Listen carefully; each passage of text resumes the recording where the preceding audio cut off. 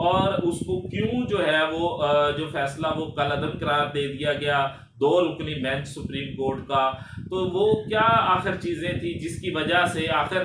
Supreme court के जो justice काजी फायज ईसा साहब हैं उनको बड़ा ही कम्पिटेंट जज समझा जाता है और एंटी स्टैब्लिशमेंट भी किसी दौर में उनको कहा जाता रहा है। लेकिन वो जो फैसला उन्होंने दिया उसके बाद काफ़ी सारी चीज़ें जो हैं वो उनके मुतजाद चीज़ें चली गई और कुछ और ही बातें होने लगी। तो ये फैसला हमने डिस्कस करना था, वो 6 रुकनी बेंच ने जो फैसला दिया वो फैसला हम आज डिस्कस करेंगे और जिसकी सरबराही जस्टिस इजाजुल एहसन साहब, मुनीब अख्तर साहब, जस्टिस सैयद मज़ाहर अली अकबर नकवी साहब, मोहम्मद अली मज़हर जस्टिस साहब, जस्टिस आयशा मलिक साहबा और जस्टिस सैयद हसन अतर रिजवी साहब, ये 6 रुकनी सुप्रीम